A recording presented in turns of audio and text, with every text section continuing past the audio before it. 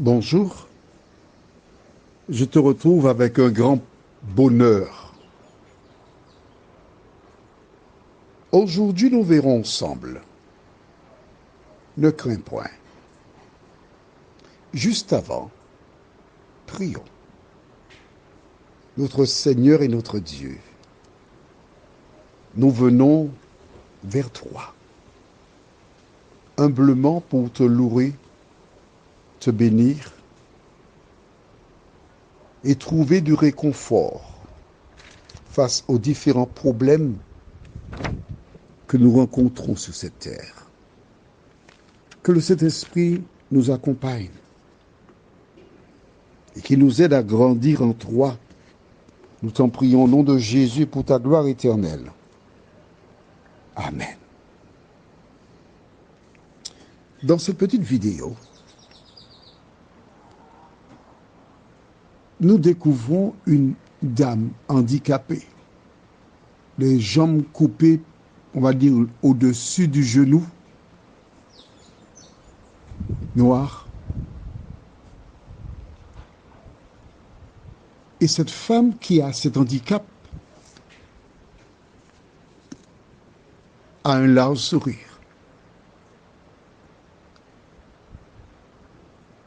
Elle a un homme dans sa vie, probablement son mari, je présume. 3 enfants, 3 garçons. Et elle a un sourire sur le visage. Elle est resplendissante. Elle est heureuse. Aujourd'hui, je dédie cette édition spéciale à toutes les personnes qui ont un enfant handicapé ou qui sont handicapés et qui ont refusé de croire au bonheur. Cette femme est un modèle qui te dit que l'Éternel veille sur toi. Il a les yeux sur toutes les personnes. Il existe beaucoup de femmes qui sont nanties, qui ont une activité professionnelle, un véhicule, qui ont de quoi subvenir à leurs besoins. Elle espère se marier, elle ne trouve personne. Et voici cette femme handicapée sur fauteuil qui a un époux et 3 enfants. 3 garçons. Pas de filles. Beaucoup plus facile pour l'éducation.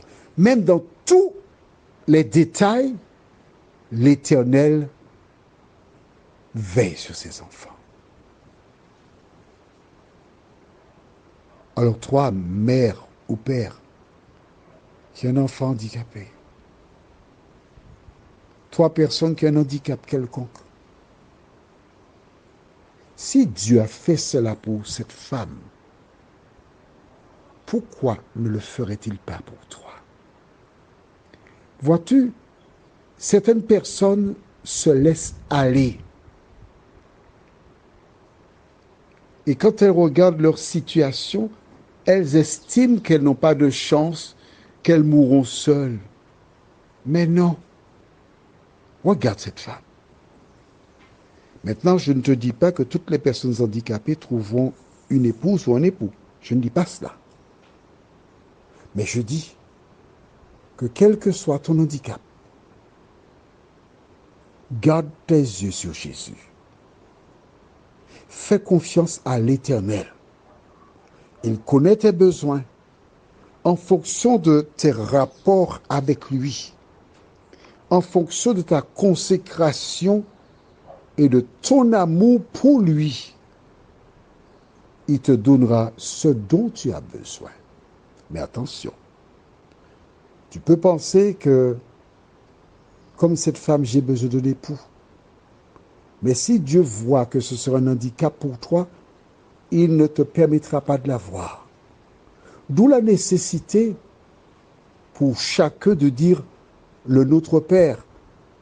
Surtout la partie où nous trouvons que ta volonté soit faite.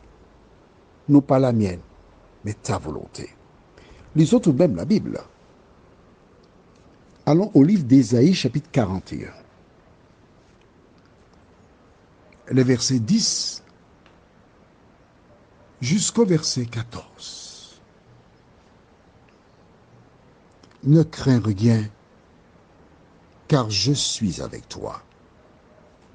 Ne promène pas des regards inquiets, car je suis ton Dieu. Je te fortifie. Je viens à ton secours. Je te soutiens de ma droite triomphante. Voici, ils seront confondus. Ils seront couverts de honte, tous ceux qui sont irrités contre toi. Ils seront réduits à rien. Ils périront ceux qui disputent contre toi. Tu les chercheras et ne les trouveras plus. Ceux qui te suscitaient querelle, ils seront réduits à rien. Ils ne seront plus ceux qui te faisaient la guerre. Car je suis l'Éternel, ton Dieu, qui fortifie ta droite, qui te dit, ne crains rien. Je viens à ton secours. Et si on pouvait continuer au verset 14, ne crains rien, vermisseau de Jacob, faible reste d'Israël, je viens à ton secours, dit l'Éternel, et le Saint d'Israël est ton sauveur. Mon ami, qui que tu sois, un handicap n'est pas la fin du monde. Dieu a permis que tu aies un handicap. Il a permis cela. Il n'est pas l'auteur. Mais s'il a permis, c'est parce qu'il y a un projet pour toi. Parce que Dieu t'aime. Et il n'abandonne jamais ses enfants. Plusieurs personnes auraient mis la main au feu pour dire que cette femme, bon, ben sa vie est finie. Mais non. La vie ne fait que continuer. Alors toi aussi, médite sur la parole de Jésus. Celui qui te dit ne crains rien. Agis en conséquence. Garde les portes de ton cœur ouvertes. Oui, laisse les portes bien ouvertes. Et quelles que soient les situations que tu rencontres, aie toujours l'esprit positif, la joie au cœur. Cesse de pleurer sur ta situation. Je suis handicapé, je ne vaux rien. Non. Quel que soit ton handicap, tu peux apporter dans différents endroits